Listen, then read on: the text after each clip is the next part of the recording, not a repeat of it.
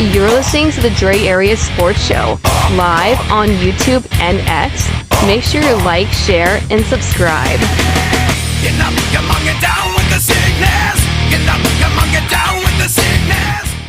Let's talk about the big story at hand, which is this one here. It's Brock Purdy. He signs a new contract, a contract extension. They agree to terms on a 5-year, $265 million contract extension, including 181 in total guarantees. The Niners and Purdy settle on $53 million per year. Drew, what do you think about this contract? Well, I got to be honest, man. Like last year, I was one of those people where and I know you had a lot of people on your show talking about this, but I was like, man, I don't know if he's the guy. I don't know. Like, you're one of those guys. I mean, but it was only, honestly, it was only for like 2 weeks. It was like 2 weeks where I was like, and it was because of the way, like the nature of how the season ended, like the Rams game when he misses a wide open Ricky Pearsall down the middle of the field. Like I felt like if we won that game, like crazily enough, like we actually could have had a chance for a wild card berth. Well, that was a pivotal game for us to make the playoffs, and they lost that game. Wild card division, but yeah, no, it was, and like so I was frustrated. I was pissed off. I'm like, dude, like he doesn't look right. He doesn't throw the deep ball well. He can't throw the ball when there's bad weather. I started thinking about Alex Smith, how he has small hands, and I'm just like, I don't know if this is the guy. But then like after the season ended and the dust settled a little bit, I'm like, we have to sign Brock Purdy. Yeah, you have to sign Brock Purdy. Nobody else, right? I mean, what are your options? You got like Mac Jones, Tanner Mordecai. I mean, Rourke. In my head, I'm like, maybe they could pull off a Sam Darnold deal, but Seattle, Seattle took care of that, and they're gonna have, I'm not a big believer in Sam Darnold, to be honest with you. I'm not either. I don't think they are either, because really what they're doing with Sam Darnold is they got him in there just to play quarterback while they hopefully can groom and develop Jalen Milroe, the quarterback they drafted, who for some weird, stupid reason, Jalen Milroe was actually there on day one of the draft and was just like, what are you doing here, dude? Yeah, and he went on day two, so he just sat in the green room all day. I guess he got a front row seat for nothing. But yeah, no. And, but overall, dude, like, I mean, just to answer your question, like, I think it was a great deal for the 49ers. I think, I'm glad that he's not the highest paid quarterback in NFL history, which would have been stupid. I think $53 million is a good amount. I think he's only going to be getting paid in the 40s or early 40s in the first year of the contract. So it gives them a little bit of that salary cap flexibility. And it still gives them, as we've seen this week, as they were able to sign Fred Warner, they obviously signed George Kittle. It gives them, and they had a great draft, I believe, for the most part. So I think that it gives them a chance to still be very competitive with the easy schedule this year and moving forward.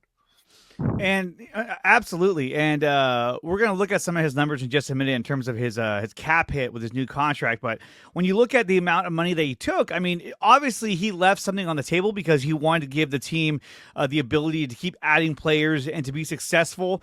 Unlike a guy like Dak Prescott, who basically went for as much as he possibly could and took over $200 million in guaranteed money in a state where there's no income tax, that's Texas. The guy's just raking in the money and he's underperforming dramatically. So, but no, like he could have totally have just gouged the Niners for all this money. He didn't do that because he wanted to get a contract that he felt that he was worth. At the same time, look, I think he understands if you go out there and you sign a contract closer to Dak Prescott, that comes with a lot of scrutiny. That comes with a lot of pressure. That comes with a lot of people having these subjective, reviews of expectations. Unrealistic expectations. Unrealistic expectations, because when you're making that much money, you have to be a goddamn superstar. Yeah. And so I think what he did was he took the right contract that represents his skills and abilities and still gives him that respect that the team has for him. And now he's a guy who comes back into camp, shows up at the facility around the players, and they're like, hey, this is not a guy that went for all, I'm getting 65 million now, guys. Check it out. No, he went for 53 million, and an amount that is still team friendly. So I commend Brock Purdy. I commend his agent, and I love that even when we got into the rookie mini camps, he was there. He was in the facility. He was talking, with the young players.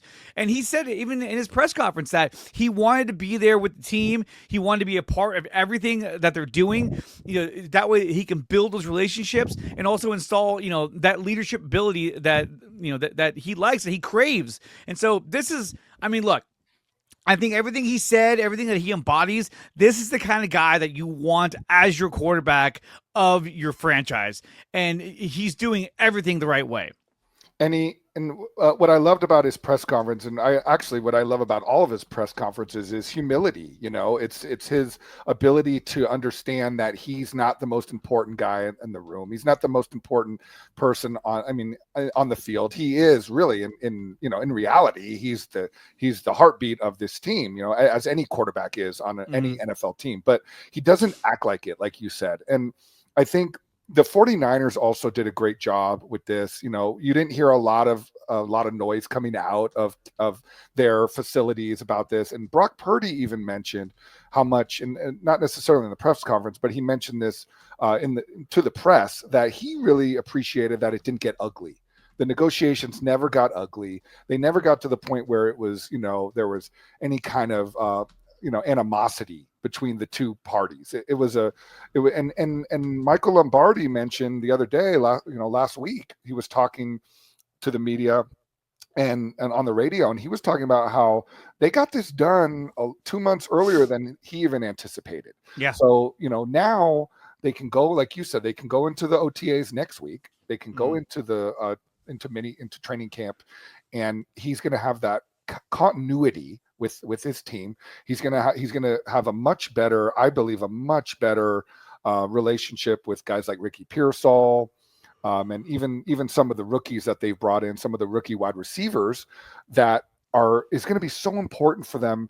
Whereas last year, think about last year, Andre, what we were dealing with, right? We had the Brandon Ayuk saga, which was an absolute dude.